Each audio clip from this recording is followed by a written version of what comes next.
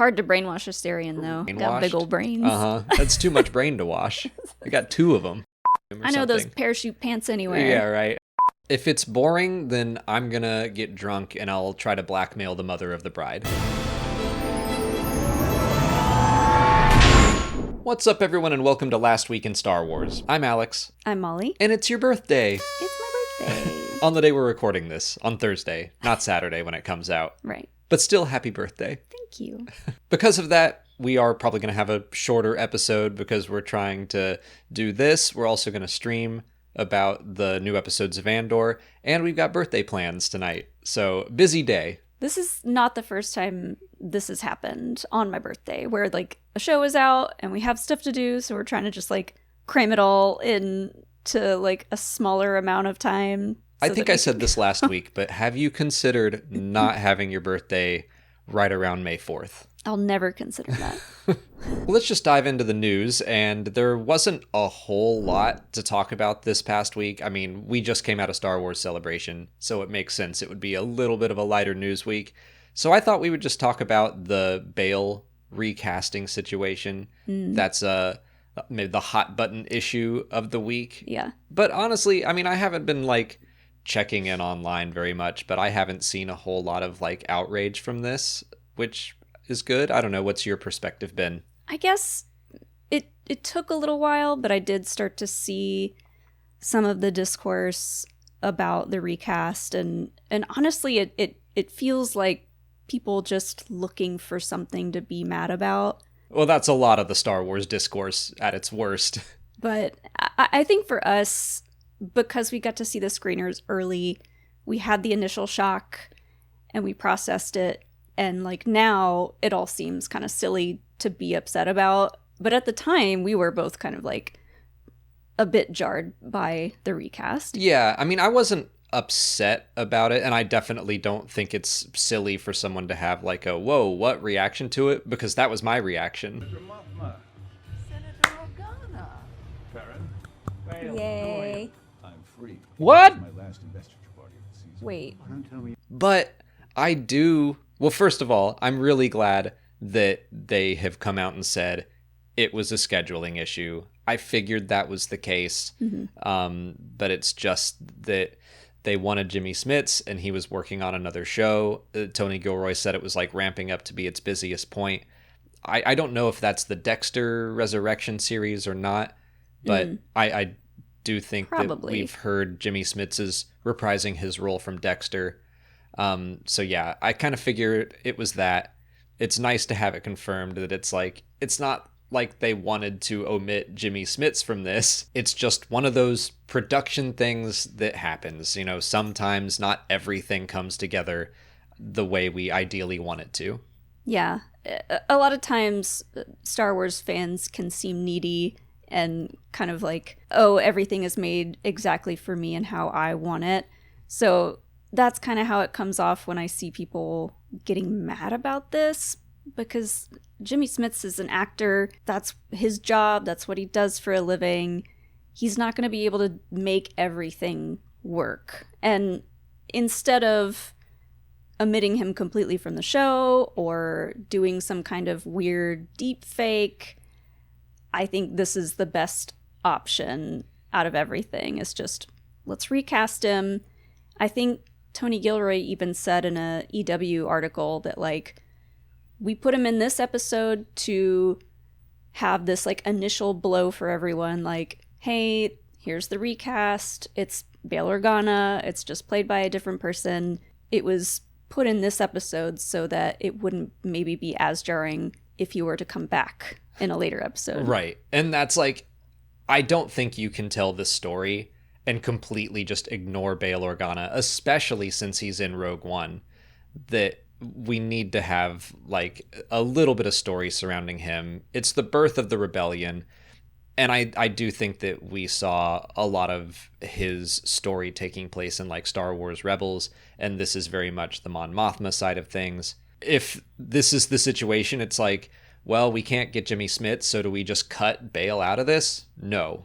Like, I don't really think that was an option. And I really actually do like Benjamin Bratt in the role.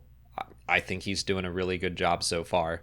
Yeah, he's a great actor. We're lucky to be able to get another Latino actor like Benjamin Bratt to come in and take over this role in Star Wars. I don't really know what it is. It's one of those things where sometimes someone is cast in Star Wars and I'm like, they just fit here. And part of me is like, I wish Benjamin Bratt got his own character. Like when he waltzed in, I was like, this works for me outside of the shock of it not being Jimmy Smits. But yeah, like you said, this just felt kind of like ripping the Band-Aid off of, you know, Bail Organa doesn't have to be in this scene specifically. He has to be in scenes later. Yeah. But let's get everyone over the shock. And yeah, this is so much better than like an artificial intelligence, like lifeless version avatar of Bale walking in that kind of looks like Jimmy Smits. Yeah, Like, that would have been weird. And, you know, it would have taken us out of the scene no matter what. If it were AI, if it were a deepfake, if it's a recast, you know. And then if you weren't in the show at all, we would all be wondering why. And exactly. Like, what is Bale up to at this point in time? I also think that just as Star Wars continues on, we're coming up on its 50th anniversary, and I think that Star Wars fans should get used to recasting. If we're going to continue to tell stories about the characters we grew up with, eventually they're going to have to be recast. And I'm also someone who was like resistant to Alden Ehrenreich at first. And then I saw Solo and I was like, he's great. Like I had nothing against him. So continuing to just get people used to recasting in times where it's a necessity, I think is good. Yeah, looking back at our reaction, I think by the look of our faces, I think we sat with the thoughts of the recast for about 5 to 10 minutes, maybe, after the initial shock, and then we were completely over it, and it was kind of like, okay, we can pay attention to the rest of the episode. So I think if Bale's recast has completely taken you out of the episode and ruined it for you, maybe take a step back and reassess how closely you're watching the episode and for what reasons. Oh yeah, like it didn't take long once we got into the party and I was like, okay, that was something that I'll mentally address later. But dealing with Clea, trying to get the listening device out of the art piece, and we're cutting back and forth between the heist on Gorman, and there was plenty of other stuff to occupy me. I do remember afterwards being like, I am still bummed that it's not Jimmy Smits, but it was more being bummed at the whole situation of it all and not like, how dare they recast. It's just like, I wish that ideally everything had worked out and the scheduling worked, and oh well. Would you have rather had them put him in the trailers and like get the shock over with back then? Maybe, because I was fully expecting Bale to be in this. Although if they had put him in a trailer just like wearing Bale's clothes or something, that also would have been like, is that supposed to be Bale? They would have had to like call him by name, I think, for it to... Mon Mothma says Senator Organa. Yeah. So honestly, yeah, if they had just done that, Senator Organa, and show him walking up, again, I think that would have been like ripping the Band-Aid off early. And if they had just said like, yeah, kind of the same way you know K2SO is going to be in this, and maybe just saying before the fact that we tried to get Jimmy, we couldn't get him, scheduling, so we recast. Like, I think that would have softened the blow a little bit. Yeah, these episodes of Andor were so dense. Yeah. Maybe the most dense of any Andor arc so far, just with the amount of information we're taking in, and like you said, the cutting back and forth between all these different stories. It was a lot to take in, so this being kind of like slipped in here didn't really bother me much at the time. Like you said, so dense, and also there is the fact that everyone is kind of doing double speak of like smiling and saying one thing but meaning another, and like we're friends on the surface but we're kind of like very tense underneath, and it's just a lot to process. Yeah, these episodes in particular are some that it definitely helps to rewatch them once or twice.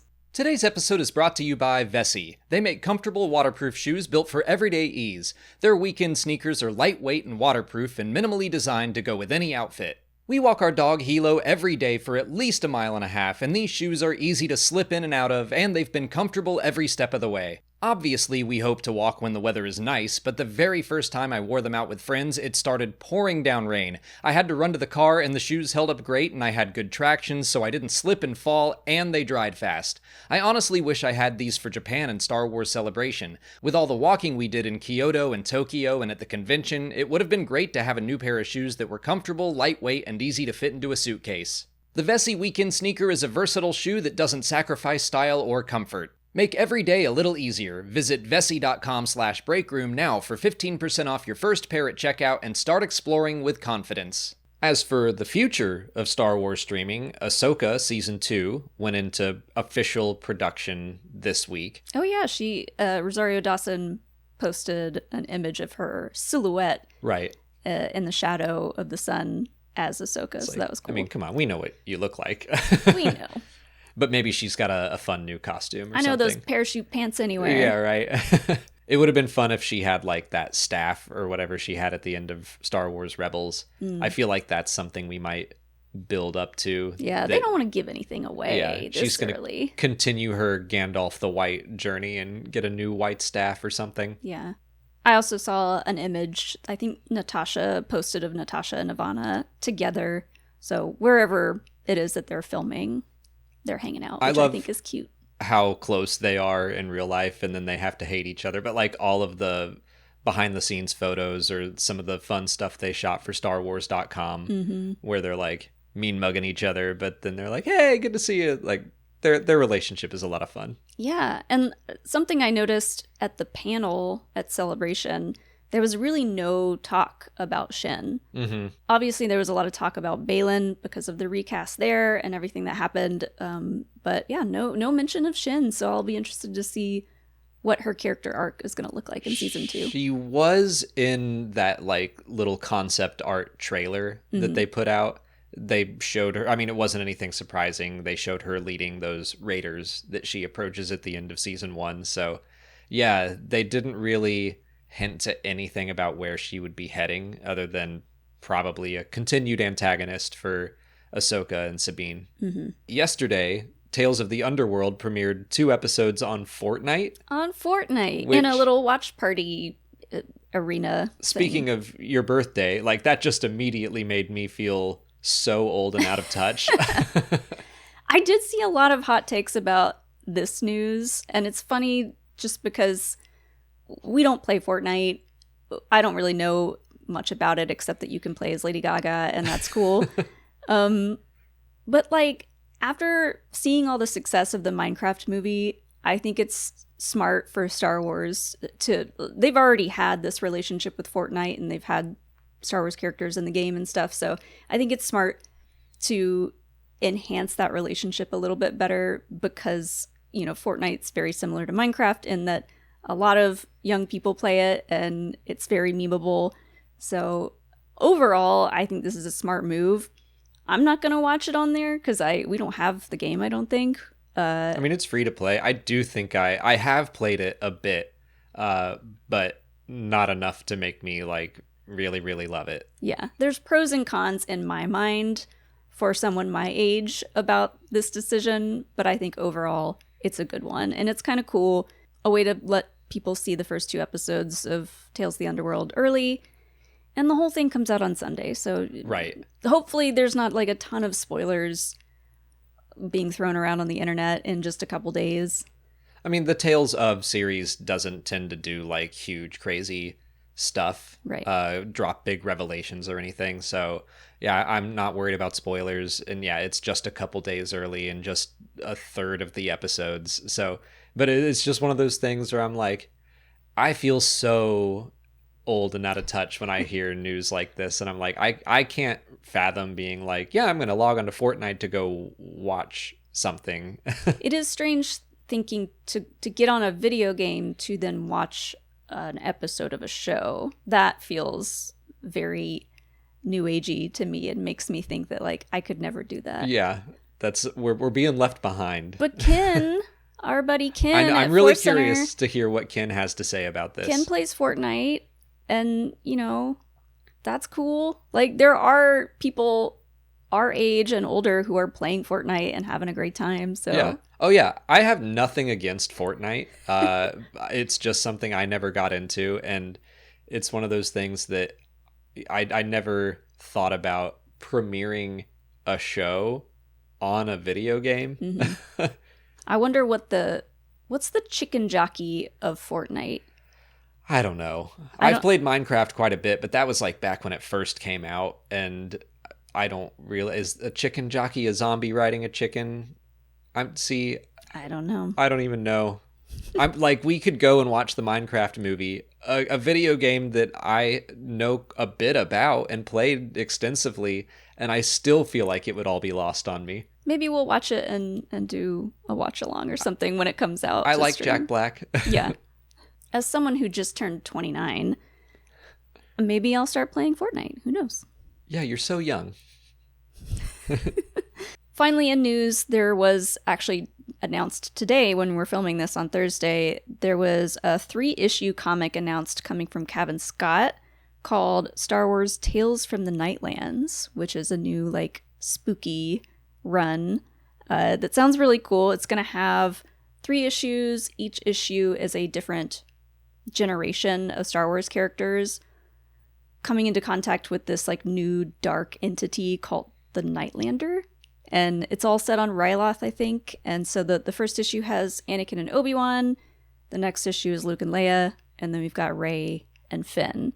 All kind of like running into the same spooky stuff. So the idea to bring in all the different generations is really cool to me. It's very cool that we get a prequel, an original, and a sequel story. And I'm immediately like, when in the sequel era does this take place? Because Rey and Finn, obviously they're buddies, but like, could this be a Finn is training as a Jedi thing?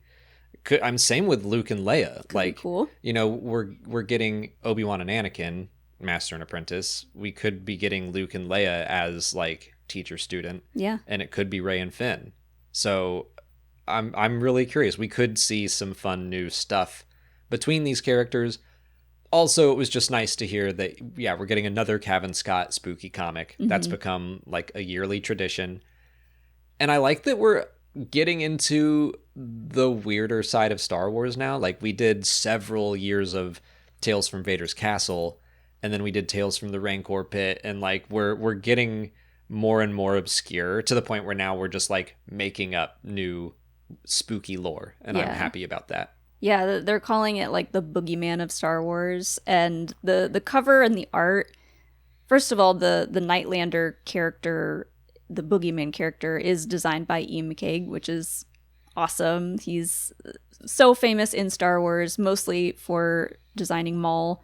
And Mother Talzin and the Nameless. He just loves designing spooky things. Yeah, his art style is amazing, and you should definitely check him out if you haven't. And the cover of the comics, it reminds me of something like from Legends. Like, it just looks kooky and weird, and like, doesn't that bring the idea of like Legends book covers? It really does. It makes me think all the way back to like the Han Solo adventures, or maybe even more the Lando Calrissian adventures, because he was like getting in trouble with the Sorcerers of Tune and stuff, and those just seemed a little bit stranger to me. But yeah, that feels like something that could fit in there. So very excited to see Cavan Scott getting to do more spooky stuff in Star Wars. That run will start coming out September 3rd. Moving on to last week in canon, we of course got 3 new episodes of Andor.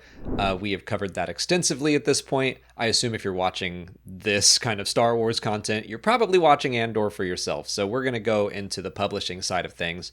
And first, I'm going to say I finally finished Into the Light. That is like a month late, but between Star Wars Celebration and Andor and trying to play catch up, my reading has been slow going, but I have finished Into the Light. Woohoo! Proud of you. Thank you.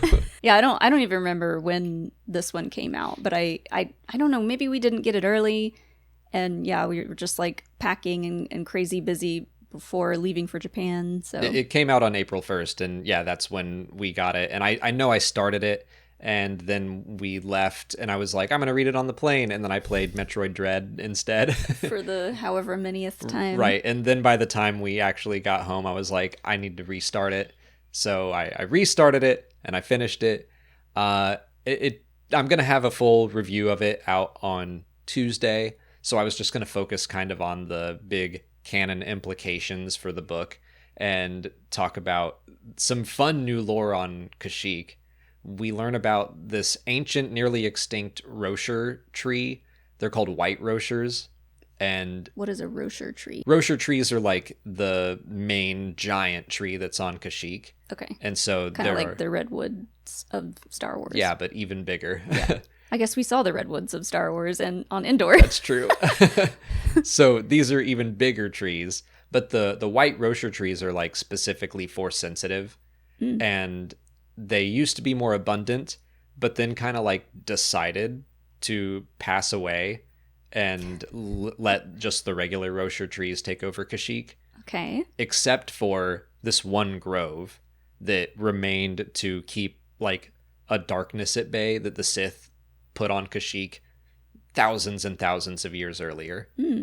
So I thought that was really cool that these trees, they're kind of like the Ents in this. They don't move around, but they are conscious, and they're very old and very wise, and they can affect things. And so they have been like using their full power to stop this darkness from spreading. What would happen if those trees were not there? What would happen with that Sith artifact? So the Sith artifact was called a thorn seed, and it was implanted into planets or just areas where like there was a lot of plant life, and it would spread and infect all of the vegetation. Okay. And So not kinda necessarily not like the blight, but kind of like Okay. a plant blight. So it would infect the vegetation, and it wouldn't like bring it to life or anything. It would just make the whole area very dark side oriented. And they said there were stories of the Sith like luring Jedi to fight in these areas where then the dark side would be abundant and the Jedi would be weaker compared to the Sith. oh, Which I was like, that's interesting. an interesting kind of idea. like a dark side vergence or something like Yeah, that. that they're able to like manufacture one. So this white Rocher grove was like using all of their power to keep the thorn seed from spreading, and then throughout the story they're able to destroy the thorn seed, and then the white trees are like, oh, you haven't even seen me at my full potential. It's very anime. But it's like trees, and now they can really affect things now that they don't have to worry about the thorn seed. Cool. So that was cool. I like that. Moving into comics, I'm going to lump together 3 that came out this week, because Fear of the Jedi issue 3, The High Republic Adventures issue 17, and The High Republic Adventures The Battle of Eriadu are all taking place at the same time during the Battle of Eriadu. So the biggest thing that I think happened in these 3 comics is seeing that there is a new form of Nameless, and they fly now. They fly now! Okay. Of course they do. Yeah. I'm picturing them like the Toydarians with teeny tiny little wings that are working real hard, but that's probably not the case. They looked like an appropriate size of wing, and I don't know if this is something that they just evolved over time, or I was if gonna it's say, because is this a Bullen thing? I don't know, because Baron Bulin is captured at this point, but it still could have been something he experimented on. But there's a bunch of Jedi. Keeve and all of her people are up in the atmosphere fighting, and then they start to feel the Nameless, and they're like, well, they shouldn't be able to affect us up here. And They all then have you like see, space suits on, and they're just like they're in like space. starfighters and stuff. Yeah, Oh, do you mean the Nameless in spacesuits? Yeah.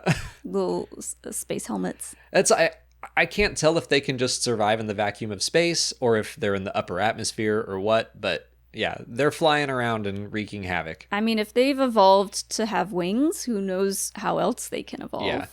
Yeah. I'll be interested to see if they expand on that, if this is Bulin or what.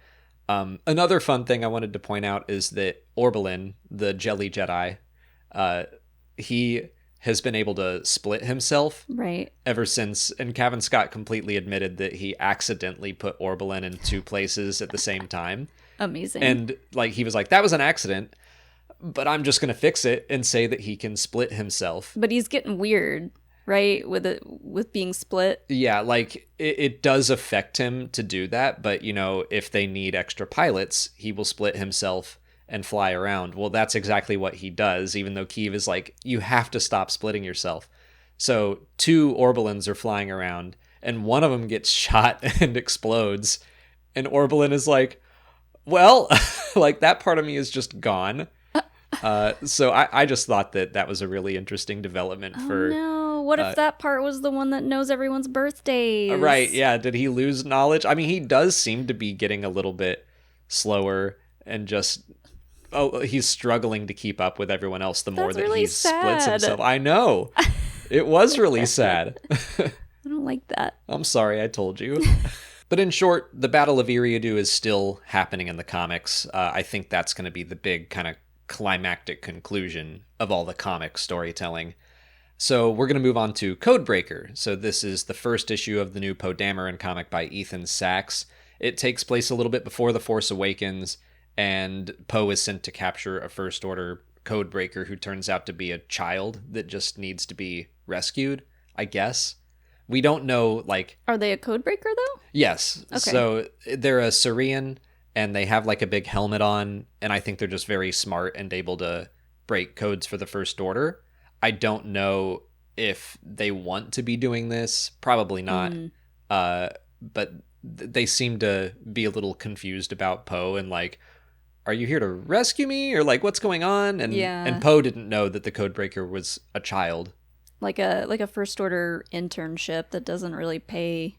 And Well, I mean, like every single one of the stormtroopers that the First Order has is just a kidnapped, brainwashed child. But right. This kid... Hard to brainwash a Syrian, though. Right, like this kid didn't seem to be completely brainwashed. Got big old brains. That's too much brain to wash. I got 2 of them. They also introduced a new First Order Ace pilot that I really liked. Ooh. He was called the Banshee of Bestine, and he's got white armor. And kind of like Rex, he puts hash marks on his helmet every time he gets a new kill. They let him do that? I guess so. I mean, if he's the ace pilot. Yeah, I that's guess. not regulation, but I wonder if like Baron von Reg, who had just plain red armor, like did he look down on the Banshee of Bestine? Just, oh, you think you're so cool. You have a nickname? Right. What is Bestine?